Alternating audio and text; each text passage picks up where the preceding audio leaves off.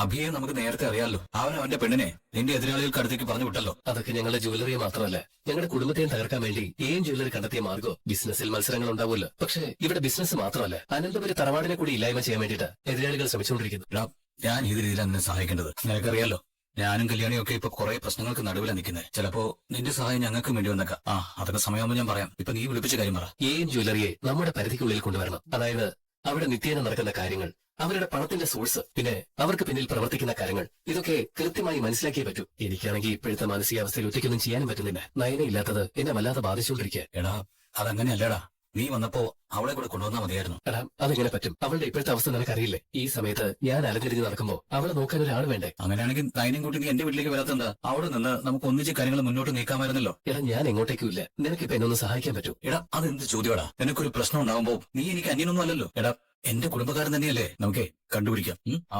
ഗംഗാപ്രസാദിന്റെ വാർത്തകള് നീ നിരന്തരം കേട്ടോണ്ടിരിക്കുകയാണല്ലോ. കാർത്തികയുടെ കല്യാണം പോലും മുൾമുനയിലാണ്. അതിനെ അതിജീവിച്ചാണ് ഞങ്ങളിപ്പോ നടക്കുന്നത്. അത്രയും വലിയ പ്രശ്നമൊന്നും അല്ല നിന്റെ പ്രശ്നം. ഞാൻ വീട് വിട്ട് പോകുന്നതുകൊണ്ട് എന്റെ വീട്ടിലിപ്പോ എല്ലാവർക്കും നല്ല വിഷമായി കാണും. കാർത്തികയുടെ കല്യാണം മുടങ്ങിയപ്പോ നിങ്ങൾക്കുണ്ടായ അതേ വിഷമം തന്നെയാ ഇപ്പൊ എന്റെ വീട്ടിലുള്ളവർ നേരിട്ടോണ്ടിരിക്കുന്നത്. എന്റെ തറവാട്ടിലേക്ക് എനിക്ക് തിരിച്ചു കയറണം. എന്റെ കഴിവിനെ ചോദ്യം ചെയ്ത മുത്തശ്ശന് മുന്നിൽ ജയിച്ചു കാണിക്കണം. അതിലുപരി മുത്തശ്ശനും മുത്തശ്ശന്റെ കാരണന്മാരും കൂടി പടുത്തുയർത്തിയ മൂർത്തി ജ്വല്ലറിയെ ഇപ്പോഴുണ്ടായ തകർച്ചയിൽ നിന്നും കരകയറ്റണം. അല്ല, നിന്റെ സ്ഥാനത്ത് അടുത്തപ്പോ ആരാ MD ആയിട്ട് വരാൻ പോകുന്നത്? അതെനിക്കറിയില്ല. മുത്തശ്ശൻ എന്നോട് ആ കസേര ഒഴിയാൻ പറയുന്നതിന് മുമ്പ് ഞാൻ റിസൈൻ ചെയ്തത് അനിയാവണേ എന്നാ പ്രാർത്ഥന. അവനിപ്പോ അവർ കൊടുത്ത ജോലി ഭംഗിയായിട്ട് ചെയ്യുന്നുണ്ട്. പക്ഷേ മൂർത്തി ജ്വല്ലറിയുടെ MD ആവുള്ള കഴിവും പക്വതയൊക്കെ അവനുണ്ടോ? മറ്റൊരാൾ ആ സ്ഥാനത്ത് വരുന്നത് എനിക്ക് സഹിക്കാൻ പറ്റില്ല. പക്ഷെ എല്ലാം മുത്തശ്ശന്റെ തീരുമാനമോ. അതെന്തെങ്കിലും ആയിക്കോട്ടെ. ഇനിയിപ്പോ MD സ്ഥാനം തിരിച്ചു കിട്ടിയില്ലെങ്കിലും കുഴപ്പമില്ല.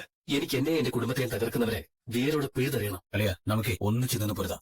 അച്ഛാ, അച്ഛന് ചൂടുവെള്ളം വേണമെന്ന് പറഞ്ഞായിരുന്നില്ലേ? അച്ഛാ, ദയ ഒരുത്ത് നിൽക്കുന്നു. തെറ്റുകൾ മാത്രം ചെയ്യുന്നവനാ. അവൻ ഇപ്പോഴും ഇവിടെ ഉണ്ട്. ഇവൻ ചെയ്ത പോലെ തെറ്റുകള് കള്ളത്തരങ്ങൾ ചെയ്ത ചെറുപ്പക്കാർ കുറവാ. അങ്ങനെയുള്ളവൻ ഈ വീടിനകത്ത് നിൽക്കുമ്പോ എന്റെ ആദർശ് വീട് വിട്ടു പോയത് ഒരിക്കലും ന്യായീകരിക്കാൻ പറ്റില്ല. അച്ഛാ, ഞാൻ പറഞ്ഞു അവനോട് പോവാൻ. ജയ, നിന്റെ അമ്മയും ഇതുപോലെ എന്നെ കുറ്റപ്പെടുത്തുന്നുണ്ട്. MD സ്ഥാനം ആദർശ സ്വയം രാജിവെക്കുകയായിരുന്നു. ഇനിയിപ്പോ അവൻ അങ്ങനെ ചെയ്തില്ലായിരുന്നെങ്കിൽ ഞാൻ അവനോട് പറഞ്ഞേനെ ആ സ്ഥാനം ഒഴിയാൻ. പക്ഷേ വീട് വിട്ടു പോകാൻ ഒരിക്കലും ഞാൻ അവരോട് പറഞ്ഞിട്ടില്ല. എന്തിനാ അച്ഛാ പറയുന്നത്? അച്ഛന്റെ സംസാരം കേട്ട് കഴിഞ്ഞാൽ ആദർശിനെ പോലെ ആത്മാഭിമാനമുള്ള ഒരാൾ ഇവിടെ നിൽക്കില്ല. അത് അമ്മയും പറയുന്നുണ്ടല്ലോ അച്ഛാ. ആത്മാഭിമാനം അവനെക്കാളും മരണപ്പെട്ടത് എന്റെയാ. ഞങ്ങൾ സ്വർണ്ണ ബിസിനസ്സുകാർ ചില 5 സ്റ്റാർ ഹോട്ടലിൽ ഒത്തുകൂടാറുണ്ട്. അവിടേക്ക് ഞാനായിരുന്നു ഇന്നുവരെ സ്റ്റാർ. അവിടെ ചെല്ലുമ്പോൾ അവർക്കൊക്കെ വലിയ ബഹുമാനമായിരുന്നു എന്നെ. ഇനിയിപ്പോ ആ സ്ഥാനത്ത് പൊന്നാടി അണിയിച്ച് സ്വീകരിക്കുന്നത് ജ്വല്ലറിയുടെ MD ആയിരിക്കും. അത്തരം രംഗങ്ങളൊക്കെ എനിക്ക് ചിന്തിക്കാൻ പറ്റാത്ത കാര്യങ്ങളാണ്. ഞാൻ ചോദിച്ചതിനുള്ള ഉത്തരം അച്ഛൻ പറഞ്ഞില്ല. ഇവൻ ഇവിടെ നിൽക്കുമ്പോ ആദർശ് പുറത്തു പോകേണ്ട കാര്യം ഉണ്ടായിരുന്നോ? കണ്ടോ, ചെറിയ ചൂടേയുള്ള വെള്ളത്തിന്. എങ്കിലും ഞാൻ കുടിച്ചതിന്റെ ബാക്കിയാ. ആദ്യം എന്റെ മുഖത്തേക്ക് ഒഴിച്ചു. എന്നിട്ട് ഇവൻ പോയില്ല. ആദ്യം ഇവന്റെ സ്വഭാവം. അങ്ങനെ ആത്മാഭിമാനവും അന്തസ്സും നട്ടലും ഇല്ലാത്തവന്മാര് കുടുംബത്തിനകത്ത് പിടിച്ചിരിക്കും. പക്ഷേ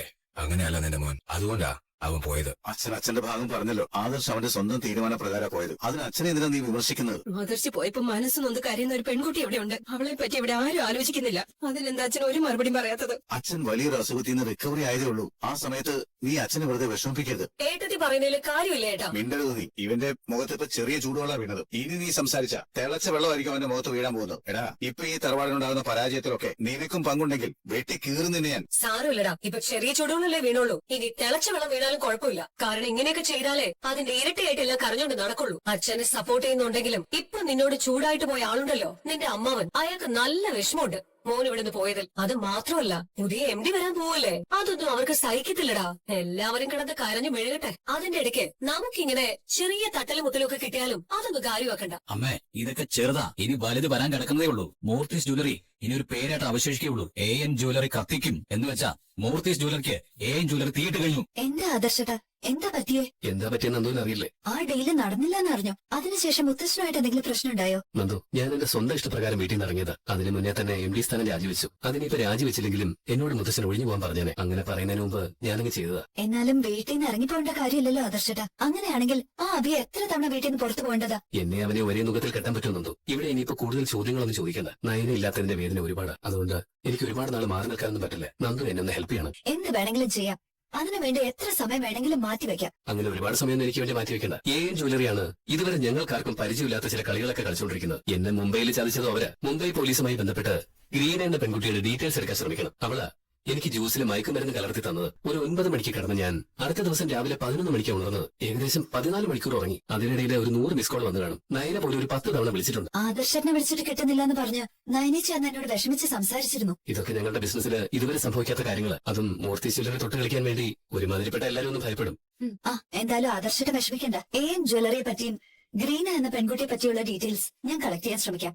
പിന്നെ ഈ ഗ്രീനെ മുംബൈയിൽ വെച്ച് പരിചയപ്പെട്ടതാണ് ചെറിയൊരു തടസ്സമായി നിൽക്കുന്നത്. എന്തായാലും നന്ദുവിന്റെ അധികാരം വെച്ച് നന്ദുവിനെ ചെയ്യാൻ പറ്റുന്നൊക്കെ ചെയ്യാം. പിന്നെ കിരണിന്റെ കൂട്ടിനുണ്ട്. ഈ സിറ്റിയില് എന്നെക്കാളും കോണ്ടാക്ട് അവനുണ്ട്. കൺസ്ട്രക്ഷൻ ഫീൽഡ് ആയതുകൊണ്ട് ഒരുപാട് ആൾക്കാരുമായിട്ട് അവന് നല്ല കണക്ഷൻ ഉണ്ട്. അതൊക്കെ കൂടുതൽ ഗുണം ചെയ്യുന്ന എന്റെ വിശ്വാസം. നന്ദു, ഒരു കാര്യം എല്ലാവരും മനസ്സിലാക്കും.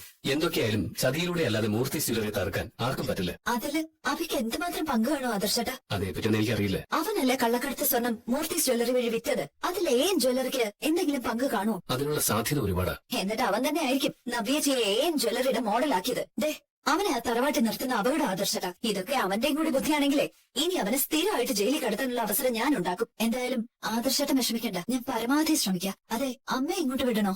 വേണ്ട, ഇവിടെ സഹായത്തിന് നമ്മുടെ ക്യാൻറ്റീനിലുള്ള ദാമോദരനുണ്ട്. അയാളെ ഇപ്പൊ പാചകത്തിനൊക്കെ. ശരി ആദർശട്ട, ഞാൻ ആദർശട്ടനെ കണ്ടിട്ടാ വരുന്നത്. നമ്മളൊക്കെ ചിന്തിച്ച പോലെ തന്നെ ആദർശട്ടൻ ചിന്തിക്കുന്നത്. പുറത്തുനിന്ന് പൊരുതാനാ ആദർശന്റെ തീരുമാനം. മുത്തശ്ശൻ പറയുന്ന ശത്രു ആരായാലും അവന്റെ ഉദ്ദേശം എന്തായാലും അത് പൂർണ്ണമായിട്ട് മനസ്സിലാക്കി മൂർത്തീസ് ജ്വല്ലറിയെ പഴയ പ്രതാപത്തിലേക്ക് തിരിച്ചു കൊണ്ടുവരാനാ ആദർശത്തെ ശ്രമിക്കുന്നത്. ആദർശ് പോയപ്പോ എന്തുകൊണ്ടാ നയനെ കൊണ്ടുപോകായിരുന്നത്? മോൾക്ക് ആദർശില്ലാതെ പിടിച്ചു നിൽക്കാൻ പറ്റുമോ? നയനേച്ചിയുടെ വയറ്റിലൊരു കുഞ്ഞില്ലായിരുന്നെങ്കിൽ ഉറപ്പായും ആദർശത്തെ നയനേച്ചിയും കൂടെ കൂട്ടിയേനെ. ഇപ്പോഴത്തെ കണ്ടീഷനില് ആദർശത്തിനോടൊപ്പം നയനേച്ചി പോയാ ചേച്ചി ആരാമേ നോക്ക്. അതിനെന്താ, ഞാൻ വേണമെങ്കിൽ പോയി കൂട്ടി നിൽക്കുമല്ലോ. അങ്ങനെയെങ്കിൽ നമുക്ക് പോയി ഇവിടെ വന്ന് നിൽക്കാൻ ആദർശനോട് പറയാം. ഇത് ആദർശിന്റെ വീടല്ലേ, നയനമോള് ഇവിടെ വന്ന് നിൽക്കട്ടെ. അത് ശരി. അത് പിന്നെ അവൾക്കൊരു സന്തോഷമായിരിക്കും. ഞാനേ ഇങ്ങോട്ട് ആദർശനെ ക്ഷണിച്ചതാ, എന്നാ അത് വേണ്ടെന്നാ പറയുന്നത്. ആദർശത്തെ രണ്ടും കൽപ്പിച്ച വീട് വിട്ട് പോയിരിക്കുന്നത്. ഇനിയിപ്പോ ഏത് രീതിയിൽ ആദർശനെ സഹായിക്കാൻ പറ്റുമെന്നാ ഞാൻ നോക്കുന്നത്. ചിലപ്പോ ആദർശമോന്റെ അമ്മ ഉള്ളതുകൊണ്ടായിരിക്കും നയനമോള് കൂടെ പോവാതിരുന്നത്. അല്ല, ചേച്ചി വിളിച്ചില്ലേ അച്ഛനുമേയും? ഇല്ല മോളെ, ഞങ്ങൾ വിളിച്ചാൽ അത് മോൾക്ക് കൂടുതൽ സങ്കടാവും. ഇടയ്ക്ക് അവിടെ വരെ ഒന്ന് പോവാന്ന് വിചാരിക്കുക. ആദർശമോന്റെ MD സ്ഥാനം പോയി, ഇപ്പൊ വീട് വിട്ട് പോവുകയും ചെയ്തു. അതൊക്കെ ആ ജലജയ്ക്ക് മോനും വലിയ സന്തോഷമായി കാണും. അതിനേക്കാൾ സന്തോഷിക്കുന്നതേ നമ്മുടെ മൂത്ത മോളായിരിക്കും. അവൾക്കാണല്ലോ ഇപ്പൊ ആദർശനോട് ദേഷ്യം കൂടുതല്. ഗോവിന്ദേട്ടാ, നമുക്ക് അങ്ങോട്ട് പോയി സത്യം എല്ലാം അങ്ങോട്ട് വിളിച്ചു പറഞ്ഞാലോ? അങ്ങനെ ആരും ഇപ്പൊ സന്തോഷിക്കണ്ട. ഇപ്പൊ തന്നെ ആ വീട്ടിലുള്ളവർ ആദർശ് പോയതിന്റെ ഷോക്കിലാ. അതിന്റെ കൂടെ ഇനി അവിടെ വീണ്ടും പ്രശ്നങ്ങൾ ഉണ്ടാക്കണ്ട. എന്തായാലും സത്യം മാത്രമേ വിജയിക്കത്തുള്ളൂ. കനകെ, ആദർശ് വിജയിച്ച് തന്നെ തിരിച്ചു വരും. അത് എനിക്കും അറിയാം. പക്ഷെ ഇവിടെ മൂർത്തി ജ്വല്ലറിയെ തകർക്കാൻ മാത്രമല്ല, അനന്തപുരി തറവാടിനെ നശിപ്പിക്കാൻ വേണ്ടി ആരോ തുനിഞ്ഞിറങ്ങിയിട്ടുണ്ട്. അത് ആരാണെന്ന് കണ്ടെത്തണം. ആദർശനൊപ്പം ഇനി ഞാനും ഉണ്ടാവും. പോലീസിനെ കൊണ്ട് എന്തൊക്കെ സഹായങ്ങൾ ചെയ്യാൻ പറ്റുമോ അതൊക്കെ ഞാൻ ആദർശന് വേണ്ടി ചെയ്തു കൊടുത്തിരിക്കും. ഇതാ, ഈ ദേവയാനേക്കാളും നമ്മൾ പേടിക്കേണ്ടതേ വേറൊരുത്തിയ. അവളുണ്ടല്ലോ, ആ പൂതന കനക. അവള് വന്നു കഴിഞ്ഞാലുണ്ടല്ലോ നമുക്ക് 8ന്റെ പണിയായിരിക്കും. അവൾ അതുമായിട്ടേ വരത്തുള്ളൂ. കഴിഞ്ഞ തവണ വന്നപ്പോ തന്നെ എന്നെ തറയിൽ കിടത്തി. ഇനി അവളെന്നെ അടുക്കളയിൽ കിടത്തുമെന്ന് പറയാൻ പറ്റത്തില്ല. ഇങ്ങനെ കിടത്തിയാലും കിടന്നേ പറ്റത്തുള്ളൂ അമ്മേ. ഓ, നീ പട്ടുപറ്റിയിൽ കിടക്കുമ്പോ ഞാൻ അടുക്കളയിൽ കിടക്കണം അല്ലേ? നീയാണ് ഇതിനൊക്കെ കാരണം. സഹിയായിട്ട് കഴിഞ്ഞാലുണ്ടല്ലോ ഞാൻ എല്ലാം വിളിച്ച് പോവും നിന്റെ ഭാര്യയോട്. അതോടെ ഈ അടിമത്തം ഒന്ന് അവസാനിക്കുമല്ലോ. അമ്മേ, അബദ്ധമൊന്നും കാണിക്കാൻ നിൽക്കരുത്. മിക്കവാറും നയന ഇവിടുന്ന് പോവും. അങ്ങനെയെങ്കിൽ അതിന്റെ പിന്നാലെ അമ്മായി ഇവിടുന്ന് പോവും. അങ്ങനെ അവരെല്ലാം പോയി കഴിഞ്ഞാൽ പിന്നെ നമുക്ക് ഇവിടെ സ്വസ്ഥമായിട്ട് സമാധാനമായിട്ട് ജീവിക്കാം. എന്തായാലും ഇപ്പൊ അമ്മായിമ്മയുടെ മരുമോളുടെ കരച്ചിൽ കാണുമ്പോൾ ഒരു സന്തോഷമൊക്കെ ഉണ്ട്. എന്താ ചിരിക്കുന്നേ? അല്ല, ഞങ്ങൾ ചിരിച്ചില്ലല്ലോ. അല്ലെങ്കിൽ തന്നെ ഞങ്ങൾ എന്തിനാ ചിരിക്കുന്നത്? ഞങ്ങൾ മനസ്സമാധാനത്തോടെ ചിരിച്ചിട്ട് 4-5 മാസമായി. ഇപ്പൊ അതുപോലെ കഷ്ടപ്പാടല്ലേ? കഷ്ടപ്പാട് തുടങ്ങിയിട്ടേ ഉള്ളൂ. തലനാരിഴയ്ക്കാ ഇവ രക്ഷപ്പെട്ടത്. അല്ലെങ്കിൽ ആദർശേട്ടൻ പോയ ദേഷ്യത്തിന് ഞാൻ എല്ലാം ചേച്ചിയോട് പറയേണ്ടത് തന്നെയാ. ആ സമയത്ത് ആദർശേന്റെ അച്ഛൻ ഇടപെട്ടില്ലായിരുന്നെങ്കിൽ ഇന്നത്തോടെ തീർന്നേനെ ഇവന്റെ അഴിഞ്ഞാട്ടൊക്കെ. എന്റെ ഏട്ടത്തി, ഞങ്ങൾ ഇപ്പൊ ഒരു മൂലയ്ക്ക് ചടഞ്ഞുകൂടുക. ഞങ്ങളെ വീണ്ടും ഉപദ്രവിക്കരുത്. ആദർശേട്ടൻ ഈ വീട് വിട്ട് പോവാൻ കാരണക്കാരൻ നീയാണോ ഞങ്ങൾക്ക് സംശയമുണ്ട്. നീ ഇവിടത്തെയും ജ്വല്ലറിയുടെയും കാര്യങ്ങളൊക്കെ ശത്രുക്കൾക്ക് ചോർത്തിക്കൊടുത്ത് ചാരപ്പണി ചെയ്യുന്നുണ്ടോന്ന് ഞങ്ങൾക്ക് സംശയമുണ്ട്. എന്തൊക്കെ ഏട്ടത്തി പറയുന്നത്? മൂർത്തീസ് ജ്വല്ലറിയിൽ ഞാനിപ്പോ ഒരു സ്റ്റാഫ് പോലും അല്ല. പിന്നെ എങ്ങനെ അവിടുത്തെ വിവരങ്ങളൊക്കെ ഞാൻ അറിയുന്നത്? അതെ, അതെങ്ങനെ ഇവൻ ചോർത്തി കൊടുക്കുന്നത്? ഇതുപോലെ ഇവൻ ഒരുപാട് തവണ നിരപരാധി ചമഞ്ഞിട്ടുള്ളതാ. ആദർശേട്ടൻ ജയിലാണെന്ന് കരുതി അമ്മയും മോനും എത്രമാത്രം സന്തോഷിച്ചിട്ടുണ്ടെന്ന് എനിക്കറിയാം. എന്റെ ചേച്ചി ഏത് നേരവും ആദർശേട്ടൻ ഈ കിട്ടുന്ന ശിക്ഷയൊക്കെ അനക്കോട് ചെയ്ത പാപത്തിന്റെ ഫലമാണെന്നാ പറയുന്നത്. അത് കേട്ട് മടുക്കുമ്പോ ചിലപ്പോ നാവൊന്ന് പിഴച്ചെന്നിരിക്കും. അങ്ങനെ പിഴവ് സംഭവിക്കാതിരിക്കാൻ അമ്മയും മോനും ഒന്ന് ശ്രദ്ധിച്ചോണം. പിന്നെ എന്റെ അമ്മ അനിയത്തിയൊക്കെ ഈ സംഭവങ്ങളൊക്കെ അറിഞ്ഞിട്ടുണ്ട്. അതുകൊണ്ടേ ഏത് നിമിഷവും ഇങ്ങോട്ട് അമ്മയുടെ ഒരു വരവ് പ്രതീക്ഷിക്കാം. അങ്ങനെയാണെങ്കിൽ രണ്ടിന്റെയും കഷ്ടപ്പാട് കൂടും. അത്രയ്ക്ക് മനസ്സ് നൊന്തായിരിക്കും അമ്മ ഇങ്ങോട്ട് വരുന്നത്. ആ നൊമ്പരം തീർക്കുന്നത് രണ്ടാളെയും ഇവിടെ ഇട്ട് പെടാപ്പാട് പെടുത്തിയിട്ടായിരിക്കും. എടാ, ഞാനിപ്പോ കനകയുടെ കാര്യം പറഞ്ഞല്ലേ ഉള്ളൂ. അവള് വരും. വന്നു കഴിഞ്ഞാൽ നമ്മുടെ കട്ട പോയാ. ഇപ്പോഴത്തെ ഒരു സാഹചര്യത്തിൽ ഇവിടുന്ന് മാറി നിൽക്കുന്ന ബുദ്ധിയല്ല. അല്ലെങ്കിൽ ഇവിടുന്ന് മാറി പോവായിരുന്നു. ഇനിയിപ്പോ അങ്ങനെ പോയാലും നവ്യ കടന്ന് വിളിക്കും. അത് അതിനൊക്കെ കുഴപ്പമാവും. അവള് പിണക്കണ്ടടാ. അവള് കൊണ്ടുവന്ന പൈസയുടെ ഒരു ചെറിയ വിഹിതമെങ്കിലും നിനക്ക് തരുന്നുണ്ടല്ലോ. അവളെ വെച്ച് നിനക്ക് പൈസ ഉണ്ടാക്കാം. വലിയ സ്ത്രീധനം മോഹിച്ച് നിനക്ക് ഒന്നും കിട്ടിയില്ലല്ലോ. ഇങ്ങനെയൊക്കെ നമുക്ക് അവളിൽ നിന്ന് ഈടാക്കാം. പറയണം സാർ. മുംബൈ തന്നെയല്ലേ ഉള്ളത്? അതെ. ഇവിടുത്തെ കാര്യങ്ങളൊക്കെ അറിഞ്ഞായിരുന്നല്ലോ. സാർ MD സ്ഥാനം രാജിവെച്ചത് അറിഞ്ഞായിരുന്നു. വല്ലാതെ കഷ്ടമായി പോയി സാർ. അതവിടെ നിൽക്കട്ടെ. അന്ന് ഞാനിവിടെ വന്നപ്പോഴേ എന്റെ കാര്യങ്ങളൊക്കെ നോക്കിയിരുന്നത് ഗ്രീൻ എന്നൊരു പെൺകുട്ടിയായിരുന്നു. അവൾ US കമ്പനിയുടെ PR ആണെന്നാ പറഞ്ഞത്. പക്ഷേ അത് കള്ളമായിരുന്നു. അവളെ പറ്റിയുള്ള സകല ഡീറ്റെയിൽസും തപ്പണം. സാർ, ഞങ്ങൾ ജസ്റ്റ് ഒന്ന് അന്വേഷിച്ചായിരുന്നു. അങ്ങനെ ഒരാളെ പറ്റി ഒന്നും അറിയാൻ കഴിഞ്ഞില്ല. ഞാൻ സ്റ്റേ ചെയ്ത ഹോട്ടലിൽ എല്ലാ സൗകര്യങ്ങളും ഉണ്ടായിരുന്നല്ലോ. അവിടുത്തെ CCTVയിൽ അവളുടെ വീഡിയോ ഉണ്ടാവും. അതൊന്ന് സംഘടിപ്പിക്കണം. ഞങ്ങൾ ആ ഹോട്ടലിൽ പോയി ഒരു അന്വേഷണം നടത്തിയിരുന്നു സാർ. പക്ഷെ അവർ ഒട്ടും സഹകരിക്കുന്നില്ല. എന്തായാലും ആ CCTV ഫുട്ടേജ് ഒന്ന് കിട്ടുമോ നോക്ക്. അത് കിട്ടിയാൽ ഉടനെ എന്നെ വിളിക്കണം. ശരി സാർ.